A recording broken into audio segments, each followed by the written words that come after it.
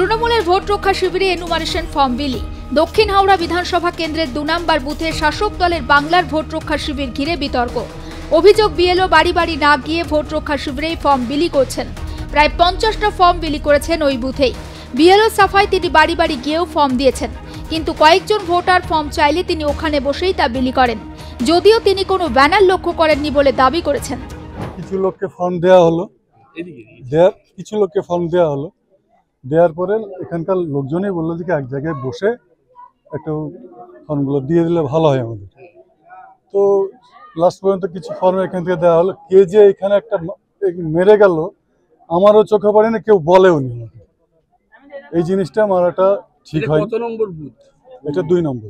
সব এখানে নিম্নরকম গরিব মানুষ, তো ওনারাই বললেন যে এখানে বসুন, যে এখান থেকে আপনার শর্টিং করে আমরা বাড়ি বাড়ি দিয়ে যাবে। এখানে গতকাল থেকে যেটা শুরু হয়েছে তৃণমূলের ভোট রক্ষা শিবির, মানে এসআইআর এর সহায়তা ক্যাম্প, সেইখানে আপনি রয়েছেন না? এটা আমার কোনো জানা নেই। আমি জাস্ট ১৫ মিনিট ১০ মিনিট বসেছি। এটাকে বাইরে করেছি এটা আমার ঠিক জানা নেই। এসআইআর আতঙ্কে কল্যাণীর চরযাত্রা সিদ্দিক গ্রামের বাসিন্দারা। এই গ্রামে ১০০০-এর ওপরে বাসিন্দার বাস। ২০০৯ সালে তৎকালীন জেলাশাসক ওঙ্কারনাথ মিনা ও সিইও দেবাশিস সেনের উদ্যোগে এই গ্রামকে নদিয়া জেলার অন্তর্ভুক্ত করা হয়।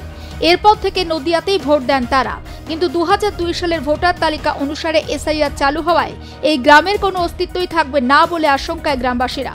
যদিও ভোটারদের চিন্তার কোনো কারণ নেই বলে জানিয়েছেন সরকারি আধিকারিকরা।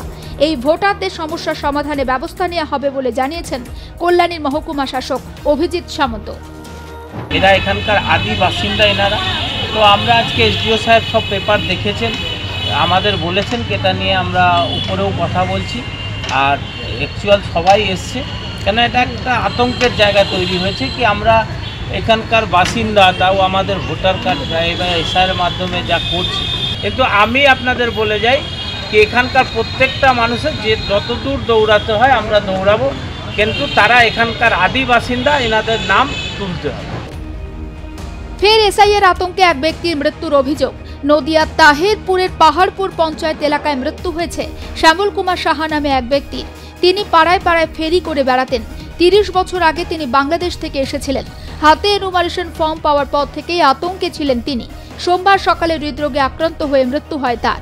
ওনার Aadhaar card, voter card, ration card, Swasthya Sathi card সমস্ত কিছু ওনার আছে। ওনার জমির দলিলও আছে ২০০২ সালের আগে। কিন্তু ওনাকে বারবার আমরা বোঝাতাম যে কাকা কিছু হবে না, চুপচাপ থাকো, কোনো না কোনোভাবে কিছু একটা ব্যবস্থা হবে। কিন্তু উনি সারাদিন শুধু বলতো আমাকে সুইসাইড করতে হবে, আমার 2 ছেলের কি হবে, আমার ছেলেদের নিয়ে আমি একবারে সুইসাইড করে মরবো, যদি আমরা নাও মরি তাহলে তো আমাদেরকে ডিটেনশন ক্যাম্পে যেতে হবে, তখন ক্যাম্পে গিয়ে আমরা কি করব। উনি এই আতঙ্কে সারাদিন ভুগত। গ্রামের লোকেরা এসআইআর ফর্ম পূরণের জন্য দিয়েছিল স্থানীয় পঞ্চায়েত সদস্যকে। সেই পঞ্চায়েত সদস্যই খুনের দায়ে গ্রেপ্তার। মালদা পঞ্চায়েত সদস্যকে গ্রেপ্তারের প্রতিবাদে গ্রামবাসীরা রাস্তা অবরোধ করে চলে বিক্ষোভ। ৩ মাস আগে এক তৃণমূল কর্মীকে খুনের অভিযোগ ওঠে তার বিরুদ্ধে। সেই মামলাতে ফের গ্রেপ্তার তৃণমূল পঞ্চায়েত সদস্য। আমাদের প্রধানটা আমাদের কালকে এগুলো ফর্ম জমা নিল, কিসের জন্য আমাদের প্রধানকে কালকে রাতে উঠা গেল? আমাদের প্রধান যে নির্দোষ, ওই কোনো জিনিসই যায় না। আমাদের একটা প্রধানকে 4 মাস থেকে ধরে রেখেছে, আমরা কিছু বলিনি। আর আমাদের এই প্রধানটাকে কিসের জন্য নিয়ে গেল? ওটা কোনো অপরাধ করেনি, এটাকে নিয়ে যাওয়াটা উচিত হয়নি। আমরা আমাদের প্রধান চাই। বিজেপির এসআইআর এর সহায়তা কেন্দ্রে গিয়ে ঝাঁটা বটি নিয়ে ভোট কেন্দ্র আগলানোর নিদান বাঁকুড়ার বিজেপি বিধায়কের। মহিলাদের ঝাঁটা বটি নিয়ে ভোট কেন্দ্র রক্ষার ডাক বিধায়ক নীলাদ্রি শেখর দানার। বাঁকুড়া ১ নম্বর ব্লকে ঝরিয়া গ্রামে এসআইআর সহায়তা কেন্দ্র খুলেছে বিজেপি। ভোটের দিন যাতে ভোট লুট না হয় তার দিকে নজর রাখারও নির্দেশ। কোন বিদেশি রোহিঙ্গা তারাও যদি এখানে ঘর করে এসে আছে, তাদের যে ভোটার তালিকায় নাম এসে গেছে, যারা ২ সালের আগের থেকে এখানে আছে আমাদের রাষ্ট্রবাদী যারা নাগরিক, তাদের থাকবে। কিন্তু ২০০২ এর পরে যারা উচ্ছৃঙ্খল ভাবে এখানে এসে বাড়ি করেছে এবং এখানে এই ভারতবর্ষের মানুষের উপরে আঘাত আনছে, তাদেরকে যে কোনো উপায়ে তাদেরকে বাতিল করতে হবে। এই ক্যাম্পে বসে আপনি মা বোনদের উদ্দেশ্যে বললেন একদম যে একটা করে লাঠি এবং একটা করে ঝাঁটা রাখা। হ্যাঁ, ভূতের উপদ্রব ঝাঁটিয়ে বিদায় করতে হবে ভূতকে, আর লাঠি দিয়ে তাদেরকে আদর করে দিতে হবে, একটু লাঠি দেখিয়ে।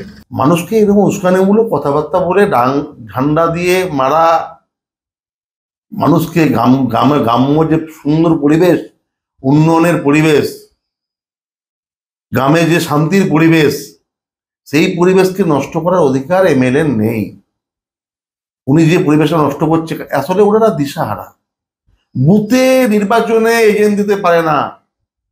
পঞ্চায়েত নির্বাচনে তো আমি জেলা পরিষদের প্রার্থী ছিলাম, ওরা এজেন্ট দিতে পারে না, লোক নেই, বসতে চায় না। আর এই নিরাপত্তারা 365 দিন মানুষের পাশে থাকে না।